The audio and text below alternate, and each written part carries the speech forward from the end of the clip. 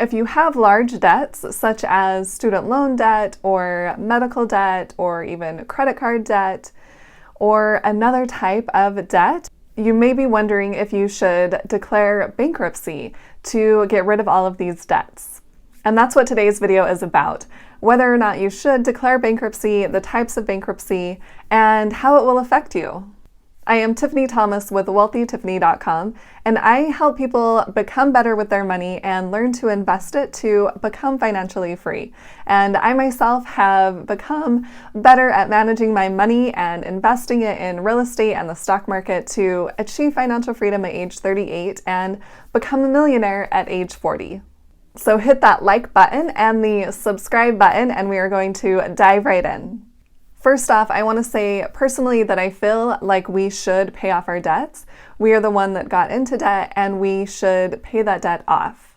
Speaking from personal experience, from the opposite side of bankruptcy, I had a tenant who got behind on rent, so I took her to small claims and ended up winning that case, but collecting the money was a different story.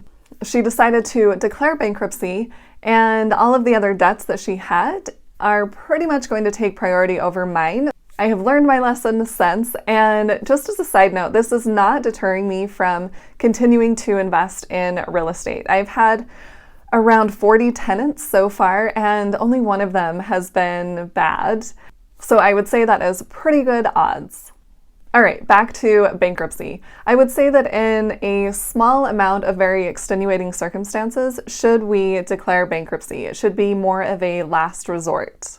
I get that sometimes there can be overwhelming medical bills, or that sometimes we don't realize the full effect of prior financial decisions, and we learn a little too late before we were able to remedy the situation without taking more extreme measures to fix it. And that's not to say that you cannot negotiate your debts. You can see how your debtors would work with you, perhaps lowering the entire balance amount or reducing that interest rate that they are charging. For me personally, I offered my tenant a lower amount than what was actually in the contract. She had a bunch of late fees, and I was willing to waive a lot of those and have her pay a smaller amount to me, but since she didn't end up paying that, I charged the full amount on my small claims case. All of that being said, let's figure out when we should consider filing bankruptcy. If you can't pay your bills and they continue to add up over time, and perhaps you have a home that might be foreclosed on and you don't see your situation changing anytime soon, then it could be time to consider bankruptcy.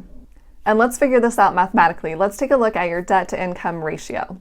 It's recommended if your debt to income ratio is around 40%, could be a little less, then you may consider bankruptcy as an option.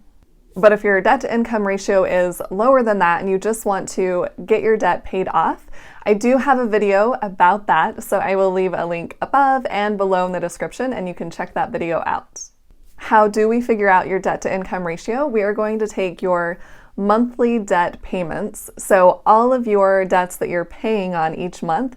If you have a credit card that you're paying on, or a student loan payment, or an auto payment, or even a mortgage payment, you're going to take all of those individual amounts and add them up together to come up with a total monthly amount that you're paying on your debt. And then you're going to figure out your gross income, so income before taxes are taken out.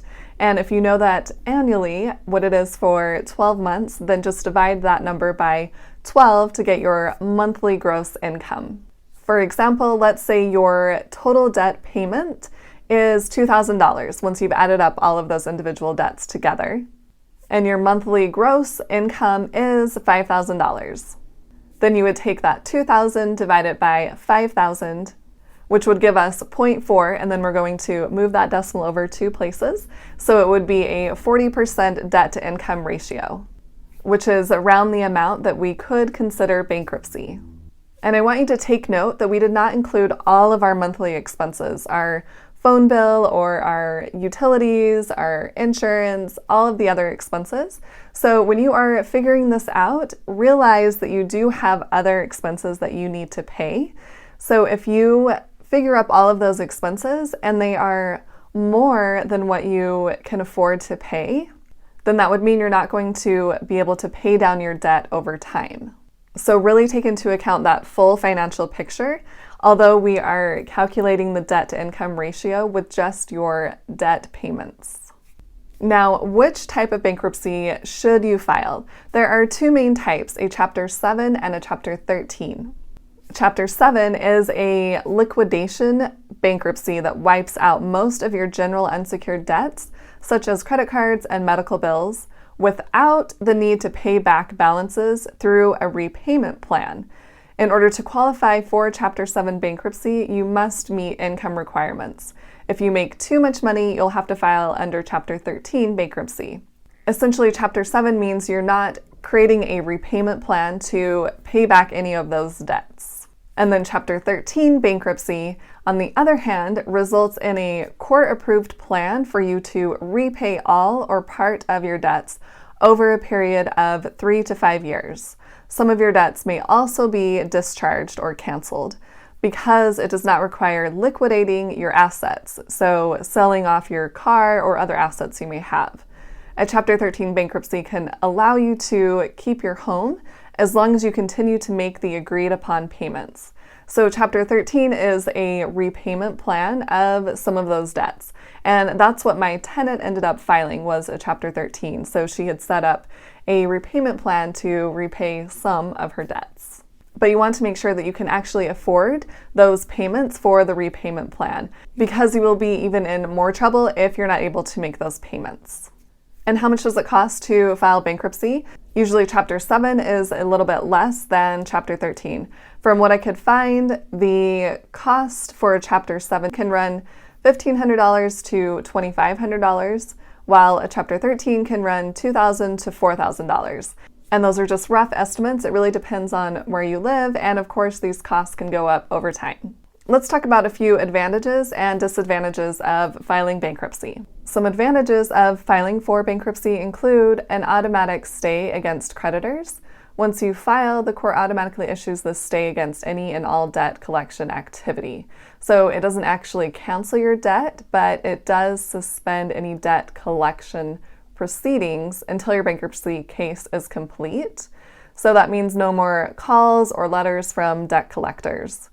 And also, you could have dischargeable debts. You may be able to discharge or cancel your responsibility to repay these debts.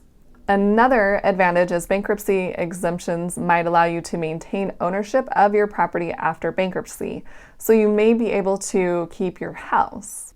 And credit score could be another advantage because you kind of have a refresh on your credit score. But the bankruptcy does remain on your credit for 7 to 10 years. And now let's talk about some potential disadvantages of bankruptcy.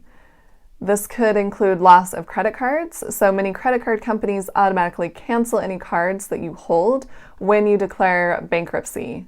And it does have an immediate impact on your credit score. So while you're kind of doing a refresh on your credit, the Chapter 7 bankruptcy stays on your credit for 10 years. It says in North Carolina, but I feel like that's pretty common. And then Chapter 13 remains for 7 years on your credit. And another disadvantage is the difficulty of obtaining a mortgage or a loan. It can make it really difficult to get another loan because they see that you have declared bankruptcy, so you might do it again. Another disadvantage is the loss of property and real estate. So sometimes not all personal property and real estate will fit under an exemption. This means the bankruptcy court could seize some of your property and sell it to pay your creditors. Another disadvantage is denial of tax refunds. So if you thought you had a tax refund coming, you may not. Another disadvantage is the job and housing stigma. Some potential employers and landlords ask questions about recently filed bankruptcies, which can negatively impact you. And then the last disadvantage that I want to mention is non-dischargeable debts. There are certain kinds of debt that cannot be discharged by a bankruptcy, which could include alimony and child support, student loans, criminal restitution and fines, and any debts acquired through fraud. So while there are some advantages to filing bankruptcy, there are a lot of disadvantages that go along with it. So really be careful if you are considering bankruptcy. This is a really important choice that will affect you for quite a long time. So I would recommend it as a last resort, and only if you are really, really struggling to get this debt paid off and you might lose a house because of it. Tell me in the comments, what do you think about declaring bankruptcy? Should one do it or should one not do it? Have you had any experience with declaring bankruptcy? I would love to know, so please comment. And if you found this video helpful, please hit that like button and share it with someone else who would like to hear this information. And don't forget to hit the subscribe button and the little bell to get notified on when I post new videos. Thanks so much for watching. I'll see you in the next video.